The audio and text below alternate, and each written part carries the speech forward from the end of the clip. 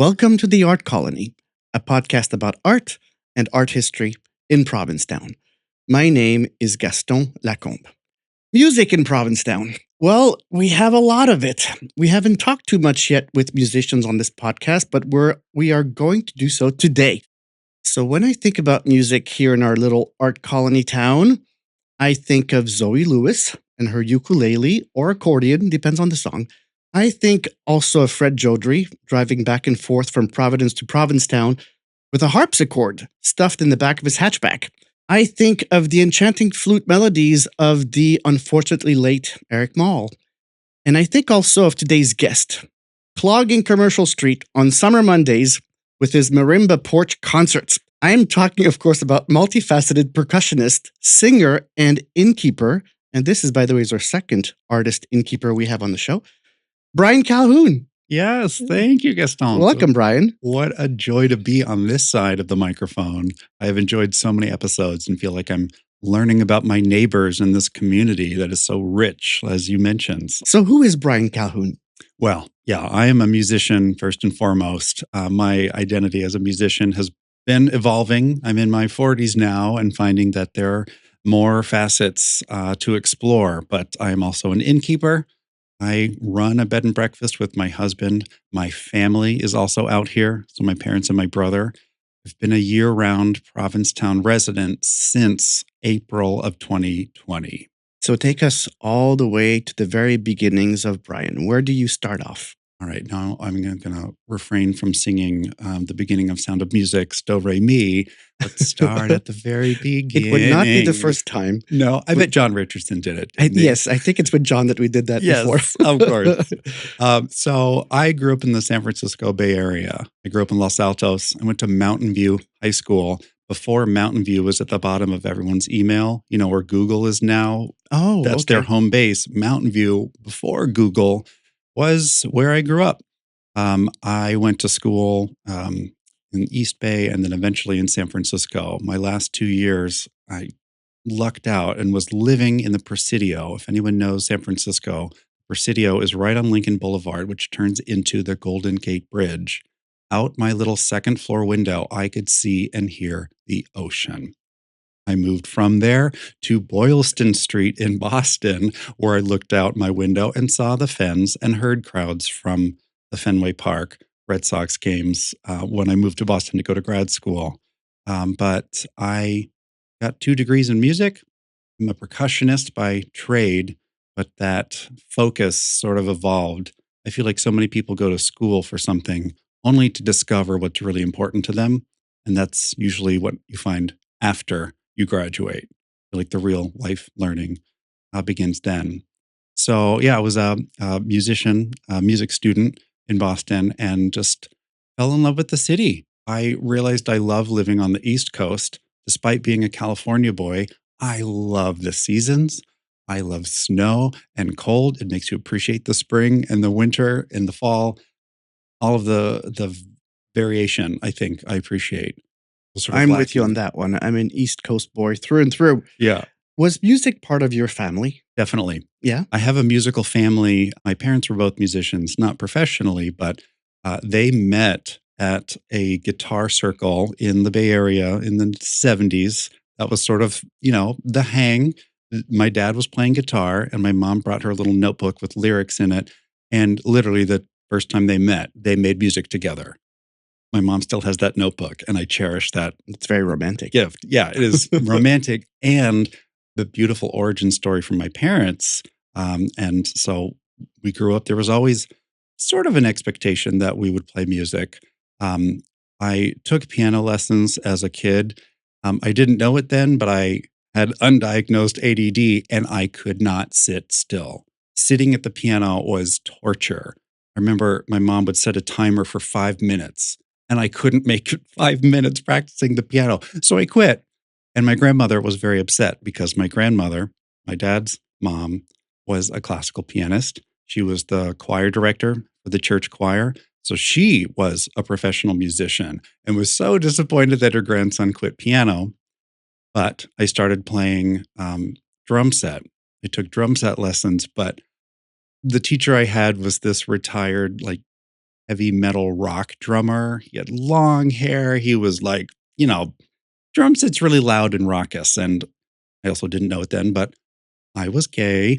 I was a little sensitive boy, and playing the drum set was a little too much for me. So it wasn't until my freshman year of high school, I walk into the band room, this magical place, and see this giant piece of musical furniture.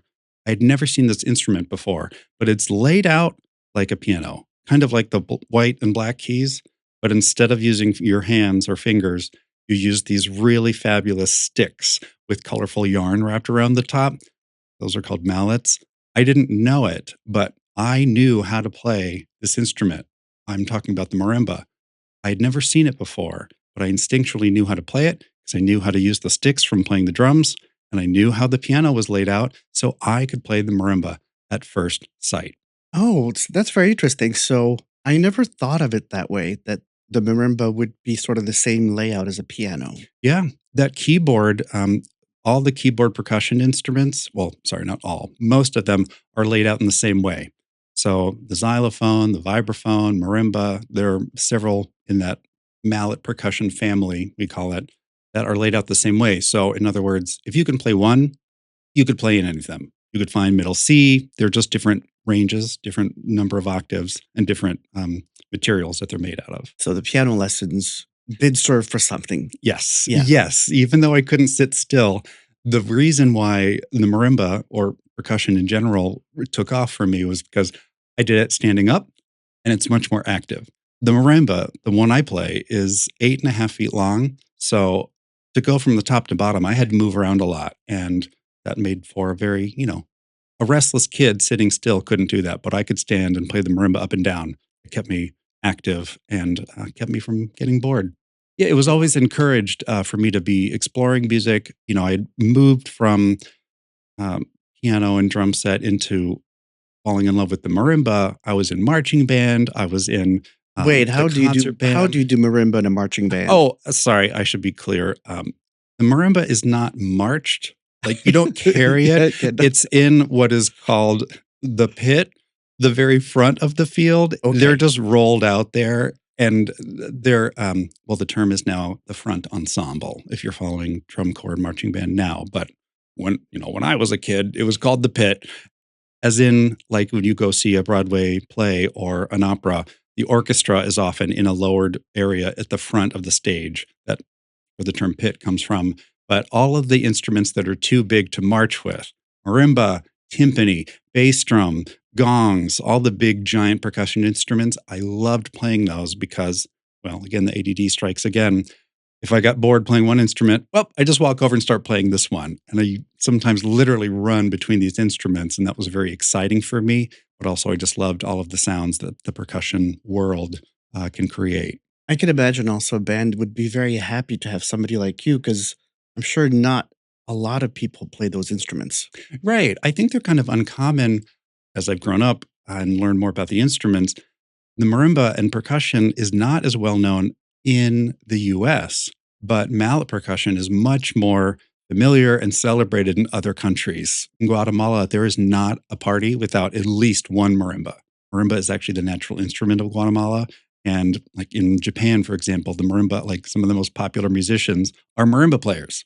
You'd never think that. There's still people in the US who, well, don't know what a marimba is. I think there's a lot of people who don't know what it is. So that's my job, to spread the marimba gospel and make sure people know, no, it's not a xylophone, but it is in the same family. That's the first thing people think. They see it and go, oh, look, a xylophone. The first love, the gospel of Brian. Yes, that is marimba's my greatest love of all. So how would you describe the difference between a xylophone and a marimba? I love words. Language and etymology is kind of where I nerd out. So the marimba, the word is a Bantu. It's an African word. It's two parts. Rimba is piece of wood.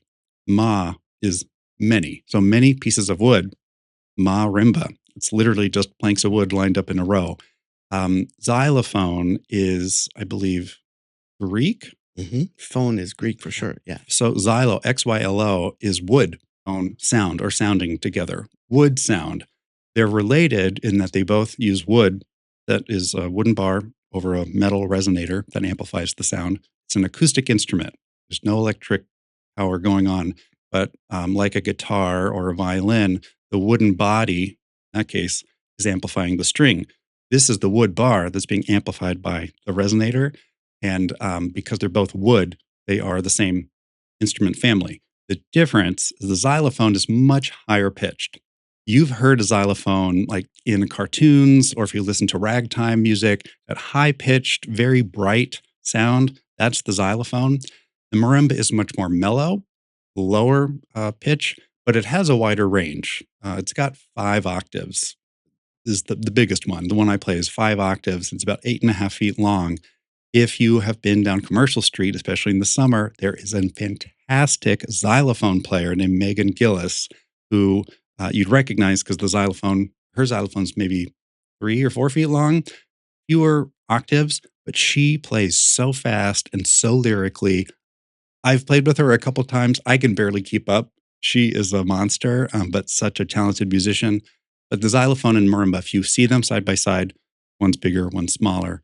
I would compare the xylophone to the violin, the higher pitch, and the marimba to the cello, kind of lower and more mellow. And is it a standard instrument in most like Like, symphonies, marching bands, the whole thing? like yes and no. I would say more in like, I'm going to use the word contemporary, meaning like in the last 100 years. Yes, the marimba is more of a concert band. You might see it in a few orchestras.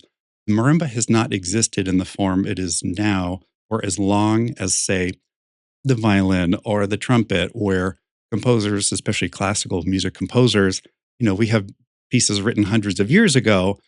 The marimba that we play today did not exist then. It was probably still in its more primitive form before it had made its way to, well, at least Western Europe, where these composers were writing this music. So there isn't as much music written for the marimba. So no, it's not standard in the traditional classical way, but I think it's becoming more common, especially in newer bands, marching band, and even pop music. You're hearing the marimba. Well, you've actually heard the marimba on your phone. It's the default iPhone ringtone. To clarify, it's not a real marimba. It's like an electronic, I don't know, MIDI marimba. But if you're looking for your easiest point of reference, your phone is the marimba ringtone. You have a mission then. You have to write a whole new repertoire of marimba songs because we're not marimba pieces because we don't have enough of them, it seems. Right. Well, that was a big part of my time, especially in grad school. I went to Boston Conservatory where my teacher, Nancy Zeltzman, is a world famous marimba player. I would say world famous to percussionists. You may have not heard of Nancy Zeltzman, but percussionists know of her. Her life's mission is really writing or commissioning composers to write pieces for the marimba. And that is not easy because it's not an instrument people are familiar with. It's not taught as regularly. It still takes a lot of effort to learn, let alone carry it, take it apart, schlep it to a concert venue, perform it. And then after the concert, you got to pack it up and do that all over again. So it's sort of a high barrier to entry, so to speak. It's not like a guitar case you can just pick up and walk away with, or a flute. I miss making music with my friend Eric. We would perform together a lot, but he was very good about helping me pack up the marimba because he was done packing up in about 2 seconds.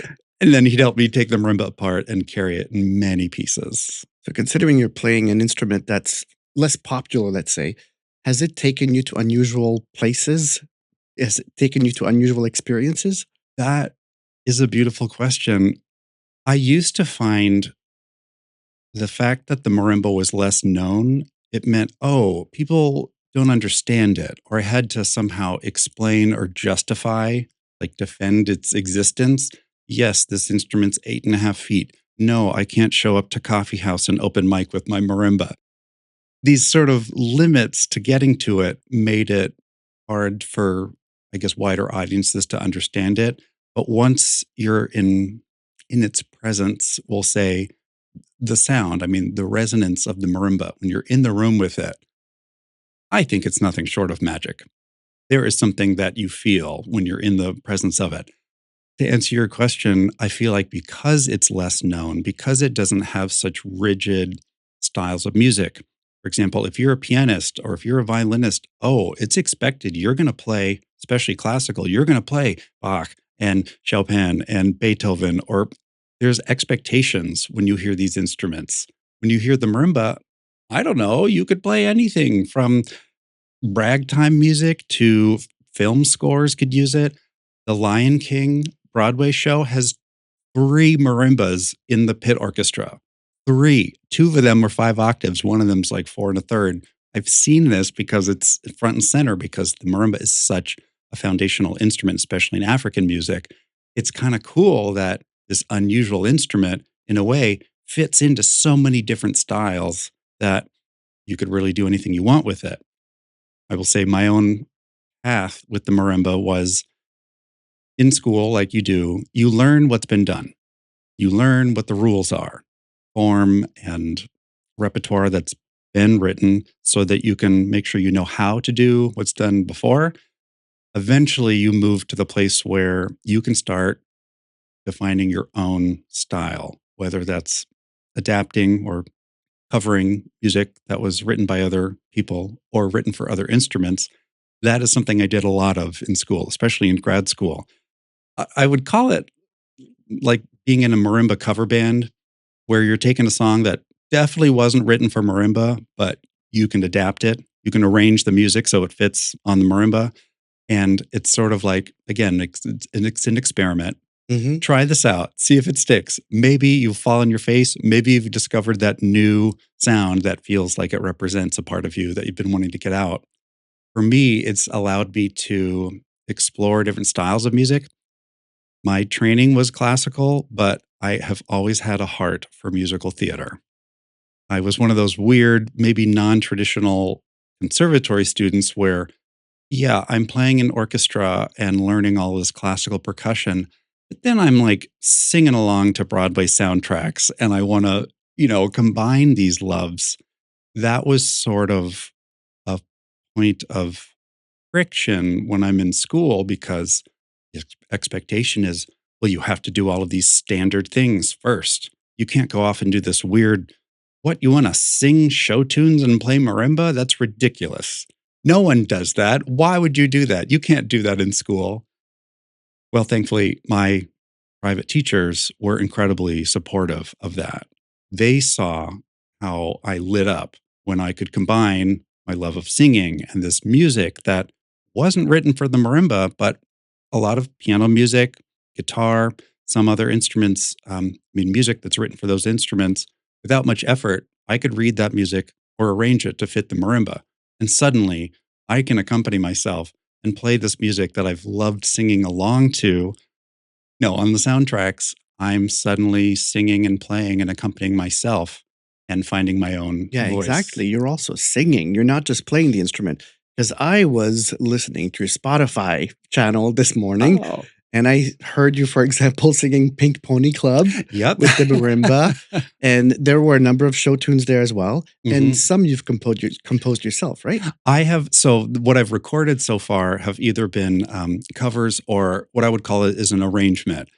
You might have heard my cover of Billie Eilish, What Was I Made Yes, For? I did listen to that. So that if you're listening to it, you'd recognize the song, like the melody that I'm singing, but all of the accompaniment, what I'm playing on the marimba is like original parts that I wrote, like I composed an arrangement to accompany this song.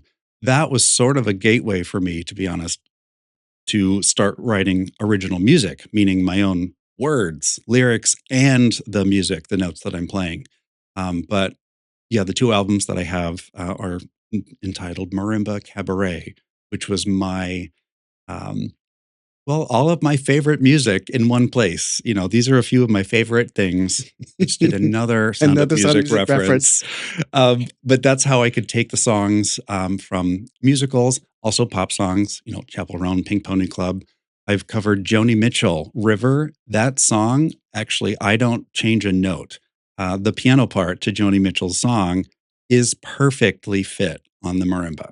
I can play it. I mean, there's maybe one passage I take up an octave, but you wouldn't know that, hey, Joni Mitchell wrote a great marimba part. She just happened to play it on piano, and most people do, but I can play it on the marimba and it fits perfectly. And those little discoveries are really fun and wasn't something I learned in school. That was me exploring and finding songs I like and just seeing, does this fit? Does this work? And I've had a lot of experience adapting music from non marimba music to my favorite instrument. And then adding my voice to it has felt like a perfect combination. Welcome back. A reminder to follow us on Instagram at The Art Colony Podcast. And also, if you want to help us out, you can go to buymeacoffee.com and look for The Art Colony Podcast, where you can leave us a little tip to help us out. And thank you very much to all of those who have donated already. Buymeacoffee.com. So, Brian, okay, how did you end up in Provincetown? Ooh, what a story.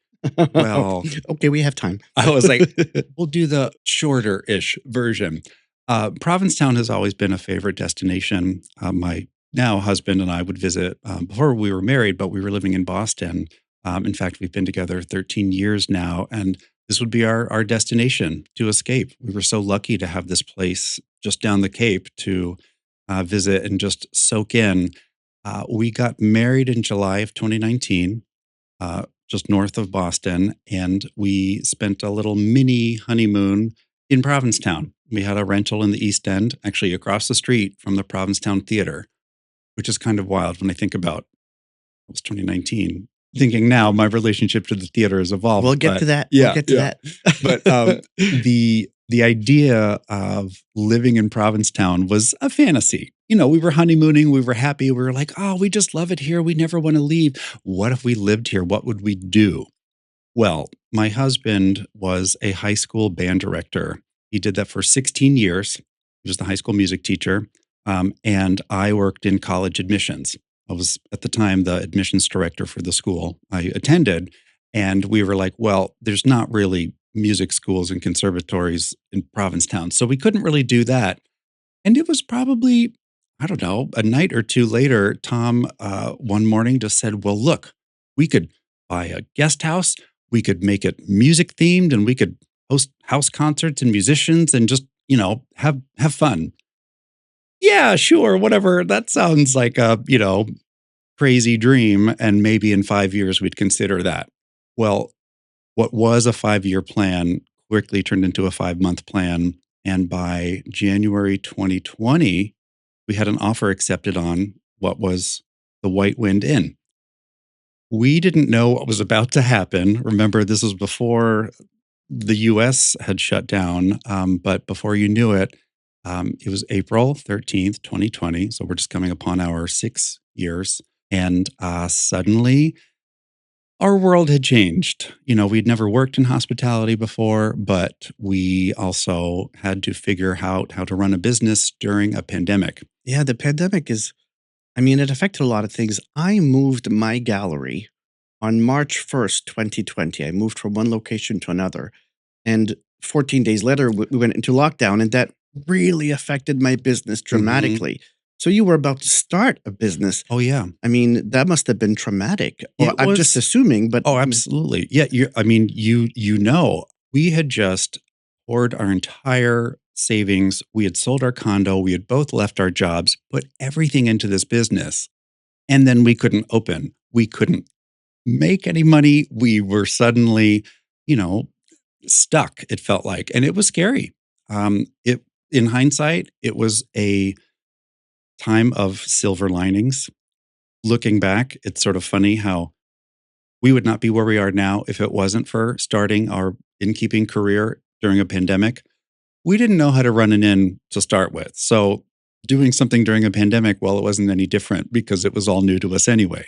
I was really, surprised but delighted at how the community in Provincetown, other innkeepers, other business owners really supported us. And though we were meeting, masked with 20 feet distance from our porch to Commercial Street, we still felt that people were willing to help and give us advice and figure out this whole innkeeping during the pandemic thing.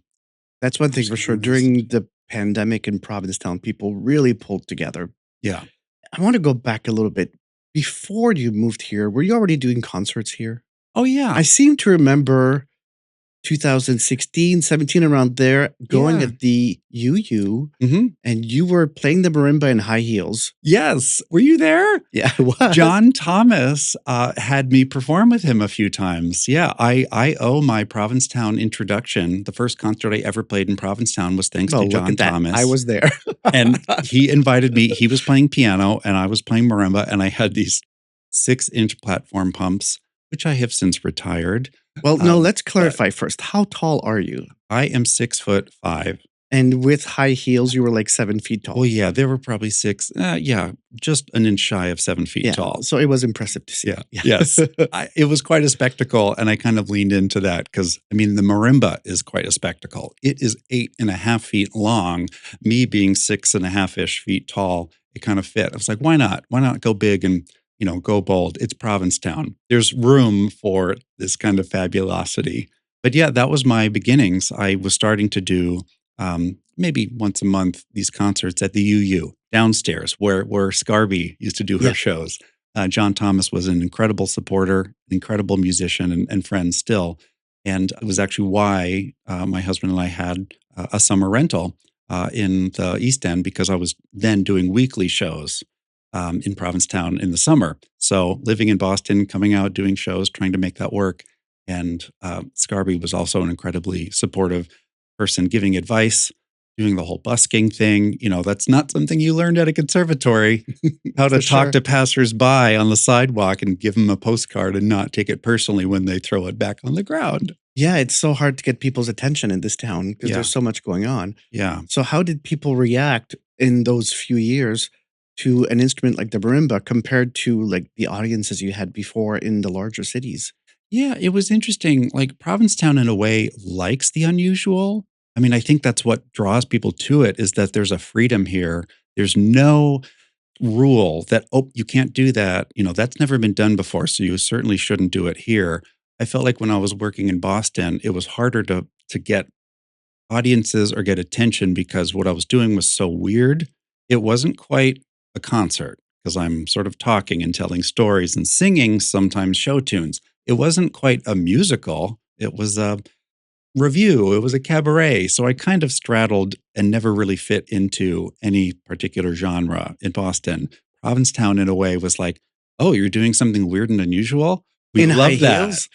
And in heels, no doubt. I used to walk, down to the boat slip to tea dance and risk the heels getting stuck between the boards to pass out postcards and say hi, because that's what the drag queens were doing. So I thought I could do that too. And I don't do that anymore because I now have a different venue built in. That's quite a venue. Tell us more about, what do you call them? Marimba Mondays? Marimba Mondays. Yeah. That was actually a surprise, one of the silver linings that came out of the pandemic. So for those of you who may have seen, on Mondays at 7 o'clock, from 7 to 8, the marimba is rolled out onto the front porch of the Brasswood Inn, right on Commercial, across from Joe Coffee at Winthrop. And I play on our front porch. It is basically a beautiful porch that, while you're sitting on it, you can see the water, you watch the people. But if you're on Commercial Street, you can't help but look up to this porch. And I realized during the pandemic, it's actually a perfect natural stage. It was, I guess, sometime June or July of 2020, where I had a friend visiting. We were doing the odd thing where we could hang out. Our inn was closed. We might as well bring a friend out here during a pandemic and make music, because that's where I realized I was missing that. So we thought, as a test, okay, what would happen if we rolled the marimba out onto the front porch? Now, the front porch is about 20, 25 feet from Commercial Street. Masks were required, but we had the distancing thing built in. And I'll never forget the sound of these two guys. I don't remember who they were, but these two guys stopped in front. We played a song and we heard these two people applauding. Remember, this was a time, Zoe Lewis was doing her virtual house concerts and everything was online and there was no live entertainment. Suddenly, here's a person standing in front of us applauding. And it was a high. And if it wasn't for the pandemic, I would never have thought to put the marimba on the front porch. And now we are entering our 6th season of summer porch concerts. July through September, once a week, Mondays from 7 to 8. And when we have guest artists visiting, if we've got a room at the inn, we'll put them up and we'll have other folks perform on the porch too. Even sometimes the queens who are walking by barking their show say, "Come on up here. Tell us what you're doing." Give them a mic, and suddenly this crowd of people who were standing around Commercial Street will get to hear, so we can elevate and help spread the word of all that there is to enjoy in Provincetown. So for people coming to Provincetown this summer, when do the Marimba Mondays start? Usually early July, well, after July 4th, because that's kind of a crazy busy time. So early mid-July, once a week, Mondays at 7, you'll see a marimba on the front porch, as long as it's not raining, is weather permitting. But we'll do that through September. And actually, this past winter, we renovated the living room so we have more space. We started doing house concerts. So we actually did them in December, January, and February that are open to the public, space permitting, because we can only seat about 20 or 30 folks. But now it's a sweet little intimate concert venue that we can share.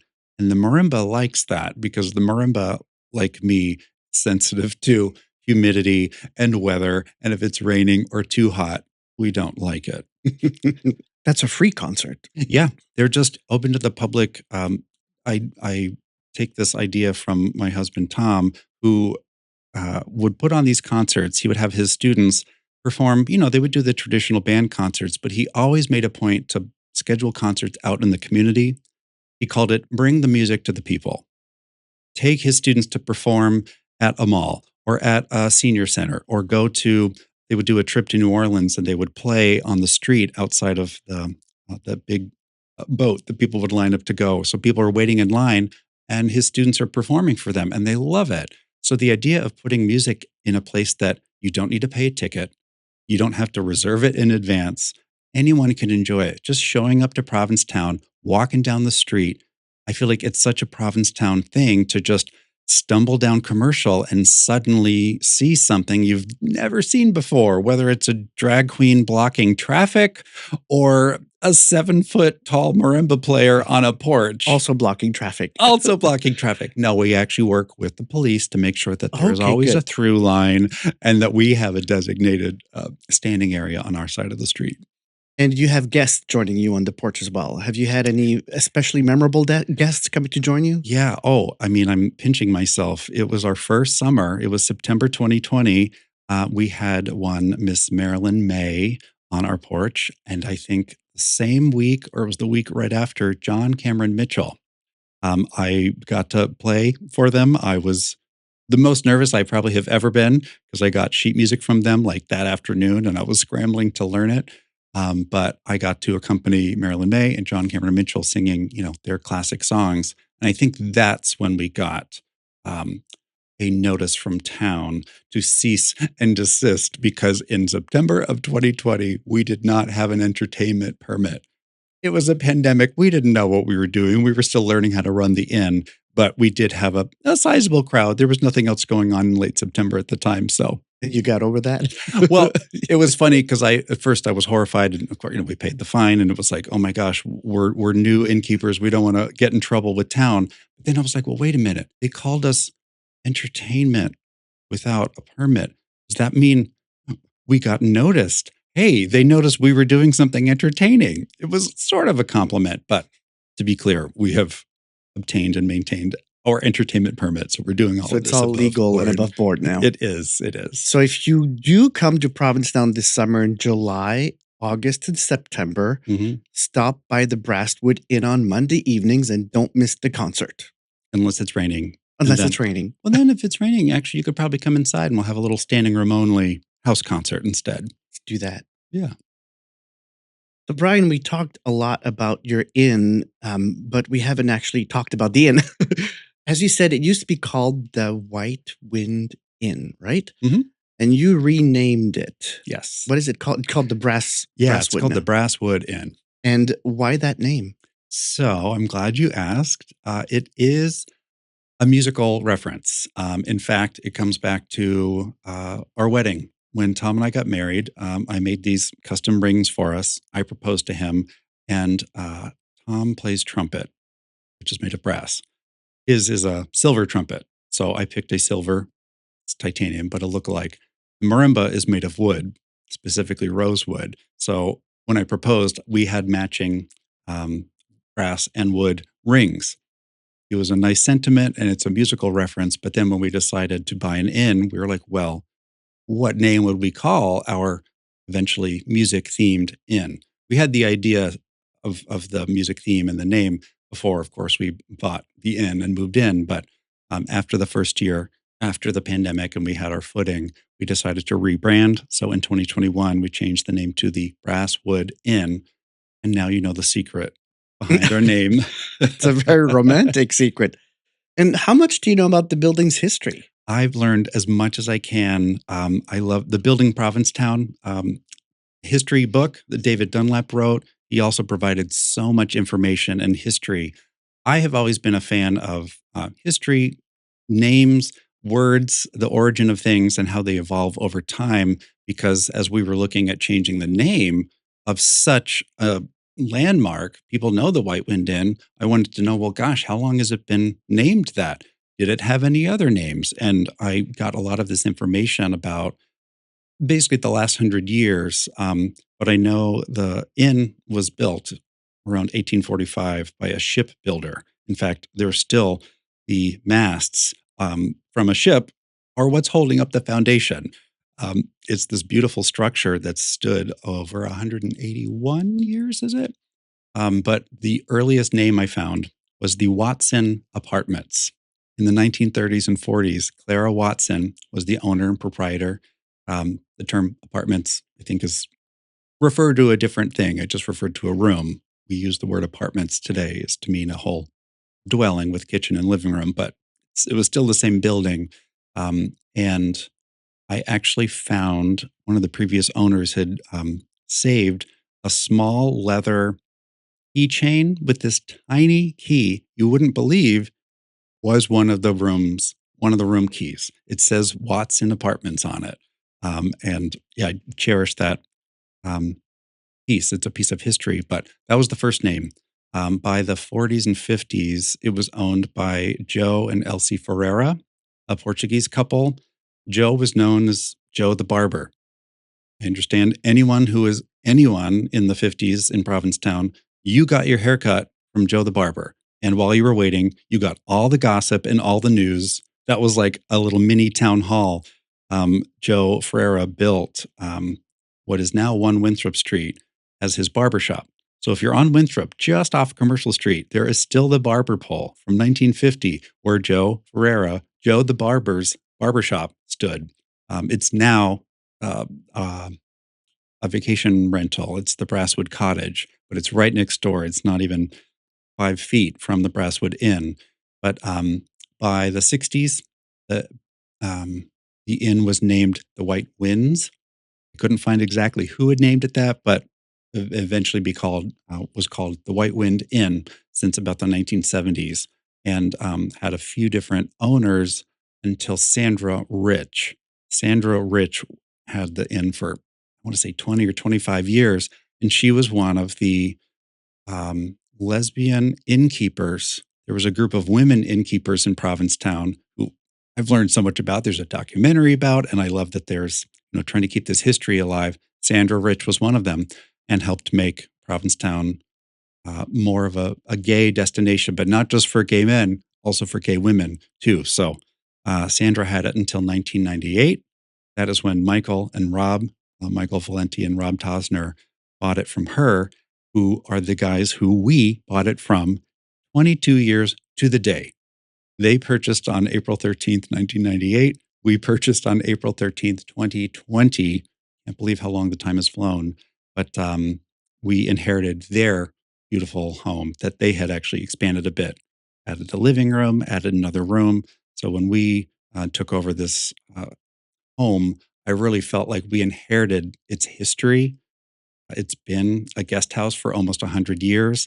And our goal was to keep that history, but just make it more of our own in terms of music influence. There are 12 rooms. They're all named after our favorite musicians. We've got the Duke Ellington room, the Leonard Bernstein room, the Ella Fitzgerald room up on the top. And we've just made what is now Brasswood Inn our musical home. Yeah, I saw that on your website that every room is is named after Mhm. um, an American composer or performer. Yeah. I thought that was quite witty. Do you have something in every room that represents that person? Almost. We're working on it.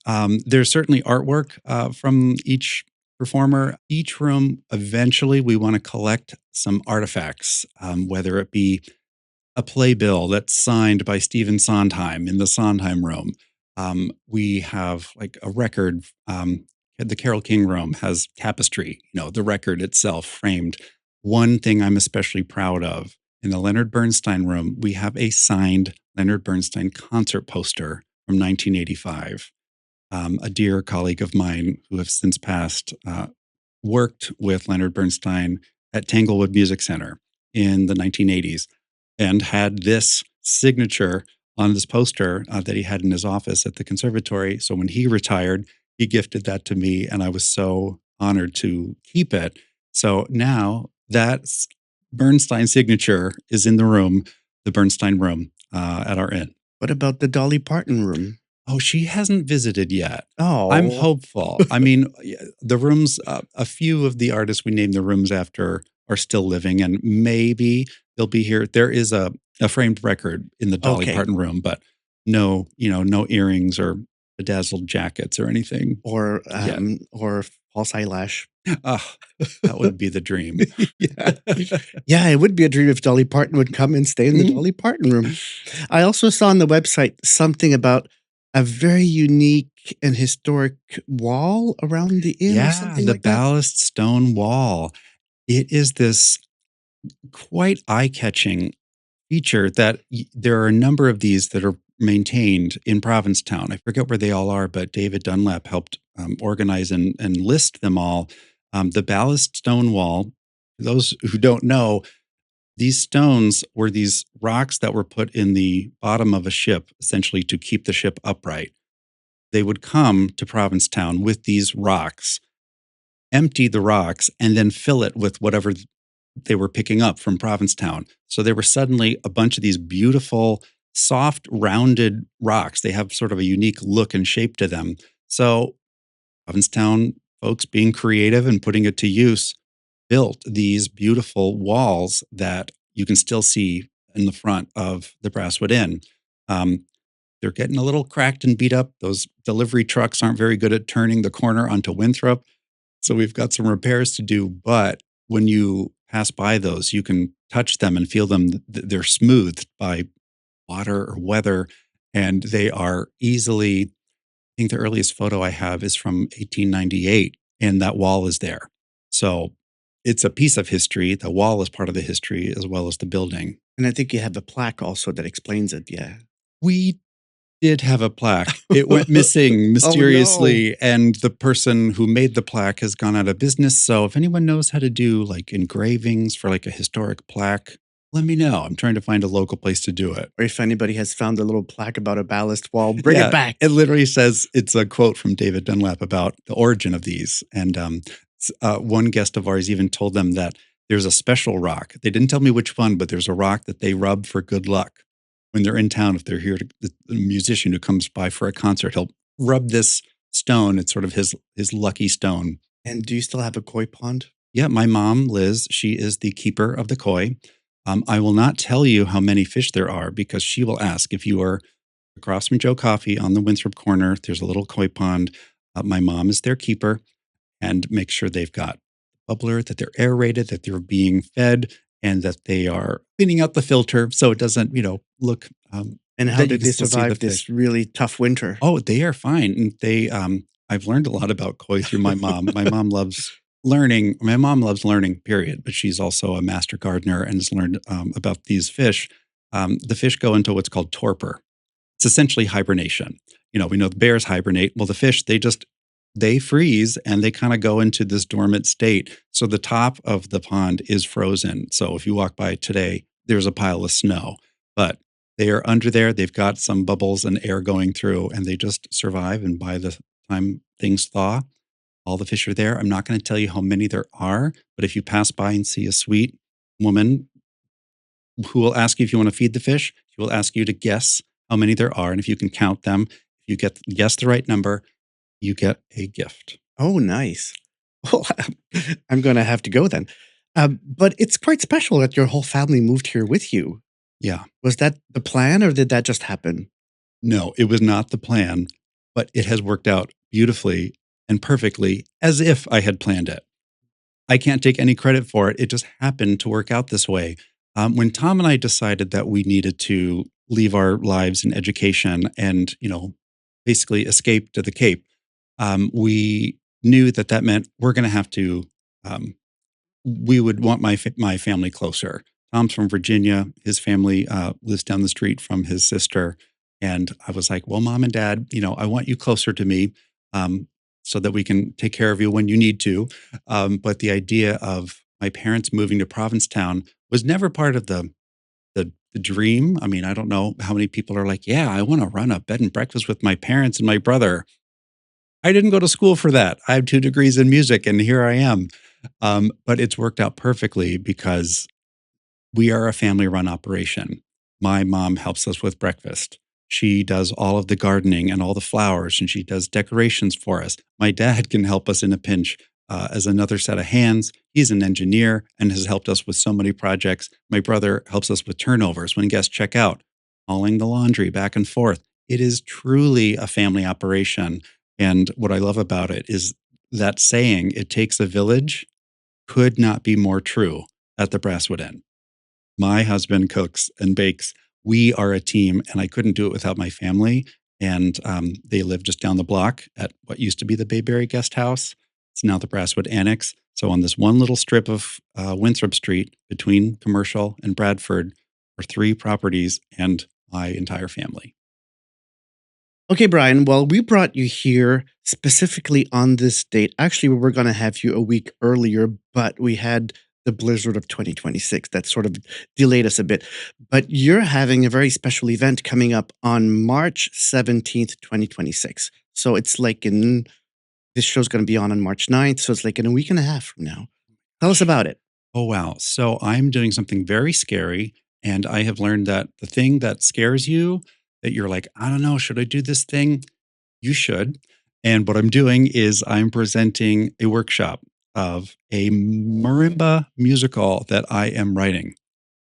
That sentence sounds insane to me. And even a year ago, if you were to say that I'd be writing a musical, a one man, one marimba musical, I'd just call you crazy. But um, about 2 years ago, I was diagnosed with ADHD. And I also started, I don't know, original music and lyrics started coming to mind. There's actually a lot of, as I was processing and making sense of my diagnosis and realizing, oh, that's why I do these things. It provided a lot of clarity. And with it, this new side of my creativity. I feel like as a musician, I've evolved from being a performer and a person who replicated what other composers have written. That was really my training, and most of my professional experience was doing that, to arranging and making covers of music I really like and singing and adding my voice to my music.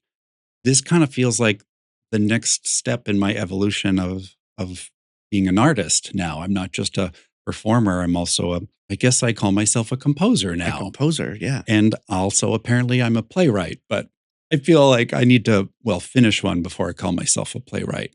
So the play is going to be called Knock on wood. Knock on Wood, and you're alone on stage. It will be me and my dear friend and flutist Jesse Rosinski will be playing with me, and I'll also have my director Helen Lewis Michelson. It's a workshop, so very much so rough draft. I've got 5 songs, one of which is called "Knock on Wood." In fact, I have performed that song on our porch, and I think I played it at Town Hall when I opened for one of the Town Hall Broadway series that Mark Cortale presents. That was the first song that I wrote exactly a year ago, actually. And since then, more music has been pouring out of me. And the music that I was writing, I realized is not just verse, chorus, bridge, pop song. It was much more theatrical. There was storytelling, there was character. Where it's going, I am still figuring out, but the point of this workshop is to just present this in front of an audience.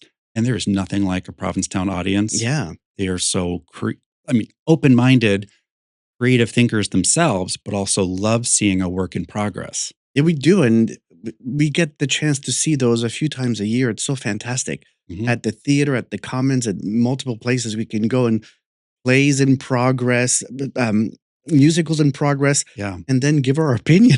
Yeah. Well, and that's just Yeah. it. I want feedback. I've been in the audience to see many workshops, Yeah. including John Richardson's Jack of Hearts, Mhm. to see that evolve from just the songs and then to songs plus stories, and then now a fully mounted production that they're bringing back. Yeah. It's so cool to see that evolution. I am humbled and terrified to be putting my own music out there.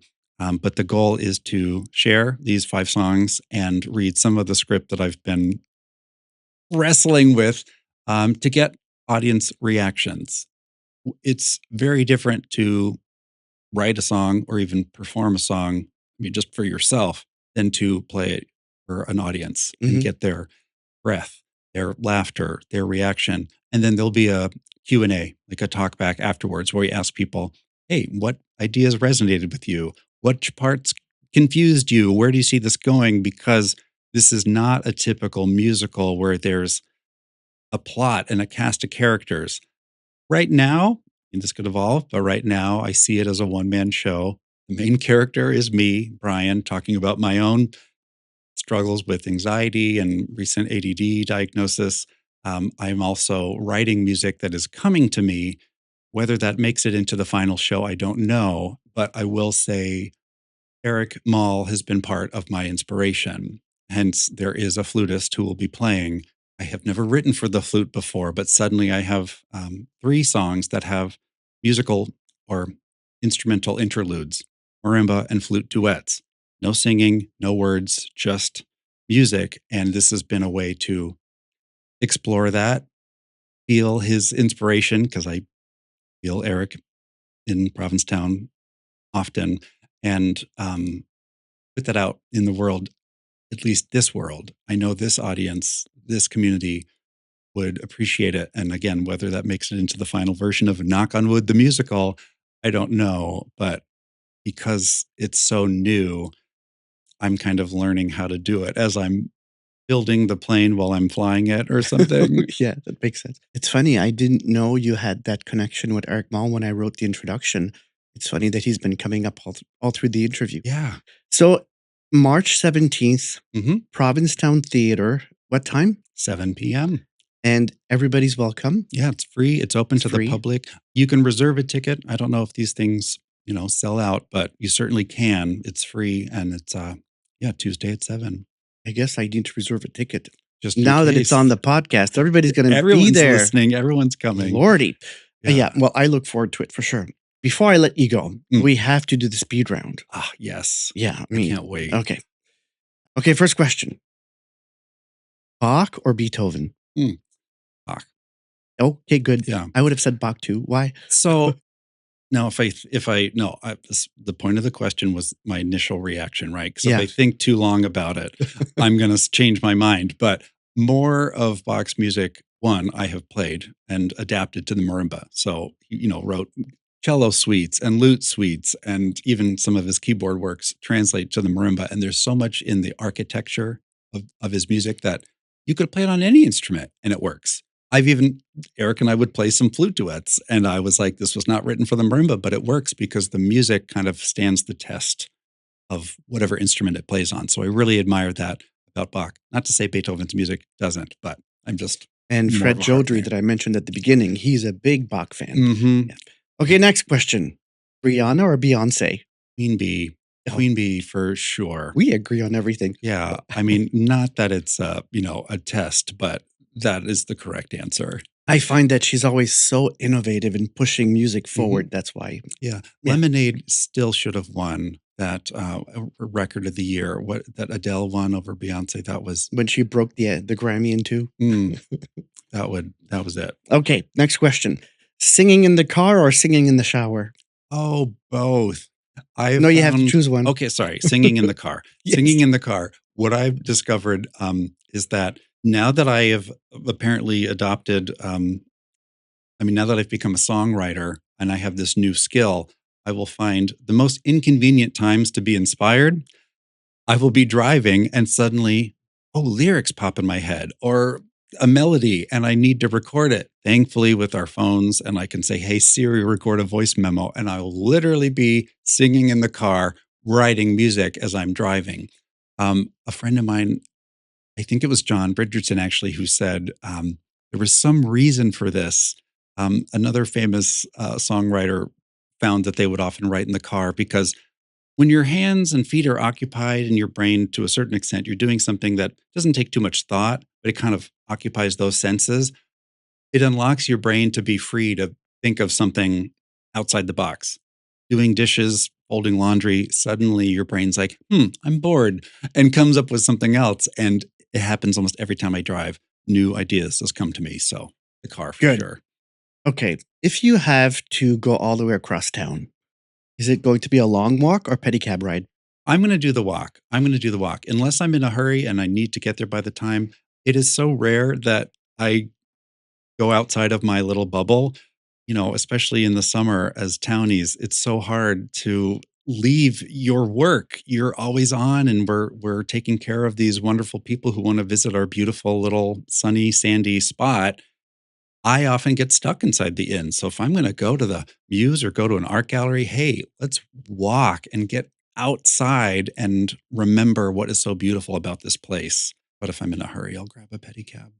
Well, I'm in the same school because I take one day off a week in the summer because otherwise I'm in my gallery 10, 12 hours every day. Yeah, And then on that day off, I do what I call my long walk. I go from my house on Franklin Street to the schoolhouse gallery and all the way back excellent. just to get reconnected to the town. Yeah. Okay, last love question. It's a very important one. Hmm. Cake or cookies? Cookies. Cookies? Cookies. My grandmother, the same grandmother who was mad at me for quitting piano lessons, would make these special chocolate chip cookies. I think they had walnuts in them. And I remember she would ship them from South Dakota, where my dad is from, and they would arrive in this big metal tin. And my brother and I would get so excited because Grandma Calhoun's cookies came.